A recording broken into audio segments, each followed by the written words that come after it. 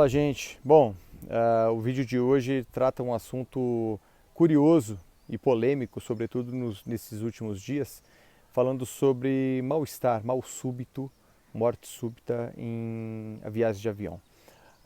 O tempo é muito propício para isso, né? A gente está numa época do ano em que se viaja demais, épocas de férias, final do ano, e a gente teve dois casos recentes aqui de voos comerciais no Brasil de morte súbita nos voos comerciais.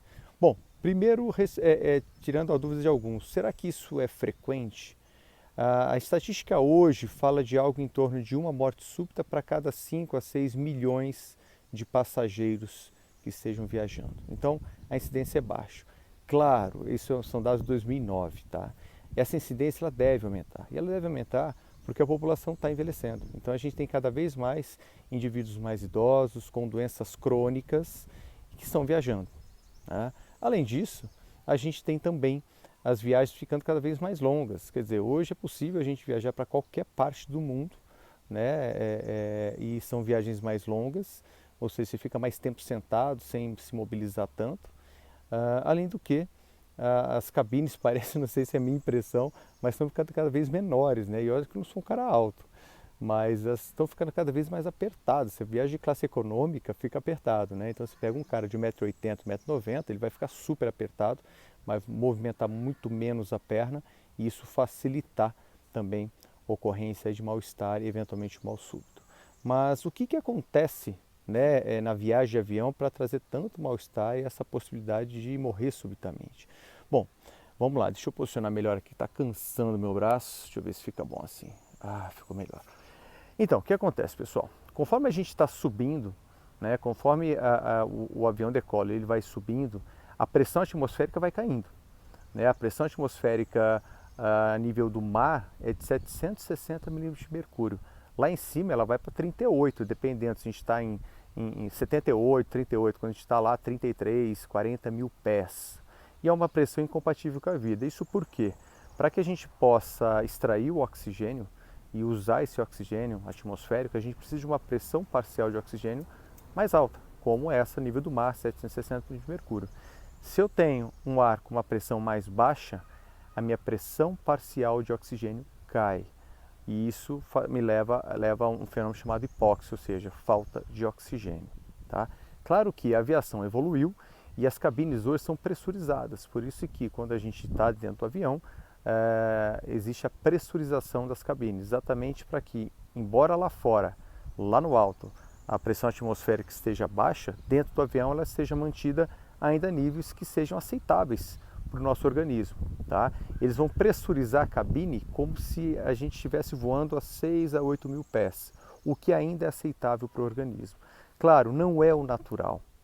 Então, ainda é possível, naqueles indivíduos que tenham anemia, que tenham já enfisema, que tenham insuficiência cardíaca, que tenham algum problema crônico mais grave, é possível que, como ele já está no equilíbrio orgânico dele, por conta da doença subjacente, já não está perfeito, é possível sim que ele já comece a sentir um desconforto lá em cima, tá? Principalmente se for viagens prolongadas. Então, isso tudo é possível. Além disso, essa diferença de pressão, né, entre o teu corpo e o ambiente externo, que é a cabine, ela vai fazer também com que os gases se expandam dentro do corpo. Isso é física, tá? Os gases se expandem, lei de Dalton, se eu não me engano, tá? Mas que os gases se expandam dentro do corpo. E ao se expandir, por exemplo, onde que tem gás? Dentro do intestino. Dobra a quantidade de gás no intestino. Por isso que é comum numa viagem aérea, principalmente as mais longas, que você tenha distensão abdominal, eructação, flatos, enfim, tudo isso. Outra coisa que acontece é a expansão dos gases, como principalmente o nitrogênio, que está presente diluído no sangue. Então, como a pressão fora do nosso corpo está mais baixa do que no nível do mar, por exemplo, o nitrogênio que está já diluído no sangue, ele se expande e forma bolhas. E aí a gente tem bolhas sendo formadas no sangue. Essas bolhas podem entupir pequenos capilares da pele, o que pode dar a sensação de coceira, por exemplo, coceira no principalmente tronco, coxa, região proximal do braço, tá? Ela pode também, essas bolhas se formar dentro das articulações, então pode dar dor articular, dor no joelho, nos ombros e tudo mais. Isso acontece principalmente no indivíduo obeso, porque o tecido adiposo, né, a gordura, ela tem mais nitrogênio diluído. E é o nitrogênio que, pela pressão atmosférica, acaba se expandindo, formando bolhas. E essas bolhas mudando de novo aqui, e essas bolhas também, elas podem se formar na circulação no sangue e entupir capilares pulmonares. Então pode fazer embolia pulmonar. Claro que isso é uma condição rara, mas que pode ser fatal, pode levar à morte súbita, ok? Então isso é um dos mecanismos possíveis de morte súbita. O infarto pode acontecer, que é o entupimento das artérias do coração? Pode. Não é que o voo vai levar ao infarto, mas se eu já tenho um indivíduo com uma condição prévia instável, que eventualmente ele não vinha sentindo aquilo, né? Quer dizer, não fez seu check-up, não fez sua avaliação, ou não, ou ele já vinha tendo sintomas e ele vinha, na verdade, fazendo um pouco caso, né, dos sintomas, dor no peito, não estava valorizando, e aí de repente o que ele precisava, o gatilho, né, foi, por exemplo, esse ar mais rarefeito, uma pressão menor, né? A gente sabe lá em cima também que a umidade do ar ela é bem mais baixa, então o ar fica mais seco, tudo isso pode sim servir como gatilho, por exemplo, a alguém que já tinha uma condição, uma predisposição, já tinha uma condição ali já de iminente infarto, vamos chamar assim, já estava quase lá, e essa foi a gota d'água, foi o que realmente levou ao infarto, por exemplo. Então, essa também é uma possibilidade, né? O que se preconiza, na verdade, algumas dicas que a gente vê nas principais cartilhas, né,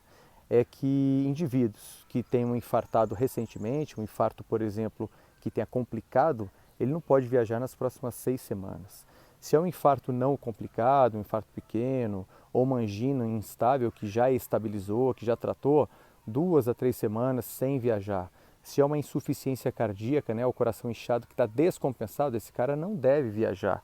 Em última hipótese, ou dependendo se realmente ele já está até compensado, mas a reserva dele não é boa, viaja com balão de oxigênio, né, o mesmo para indivíduos enfisematosos graves. Então, tem algumas condições, eu vou deixar aqui embaixo na descrição do vídeo, algumas condições que proíbem, né, ou restringem os indivíduos a voarem, até que vocês tenham noção. Isso tudo é tirado da cartilha do Conselho Federal de Medicina, tá? Não é da minha cabeça isso, bom que fique claro, mas são cuidados que a gente tem que ter, e aí eu acho que é legal você repassar isso para quem for viajar, né? Vai viajar? Se prepara, vou mudar aqui que está cansando o braço. Vai viajar? Se prepara, toma bastante água, evita alimentos que vão provocar distensão gasosa, vai feijão, caldo de cana, lentilha, enfim, aí converso com a tua nutricionista, mas uma série de alimentos que pode distender, afinal lá em cima já vai ocorrer uma distensão já normal, já esperada, né? Evita a bebida alcoólica, porque a bebida alcoólica ela diminui a resposta do sistema nervoso central à hipóxia, por exemplo. Então, no momento que você precisava respirar mais, porque você já está com o ar um pouquinho mais rarefeito, você não respira adequadamente. Então, também é bom evitar o uso da bebida alcoólica, principalmente associado a remédios para dormir, tá? Então, são algumas dicasinhas aí que pode ajudar vocês que estão planejando viajar nessas férias, tá bom? Forte abraço, espero que tenham gostado. A ideia do vídeo não era esgotar o assunto, tem muita coisa a se falar sobre isso, não é a minha especialidade isso, mas eu achei importante passar as informações para vocês, tá bom? Um abraço aí, boas férias para quem estiver viajando. Até lá!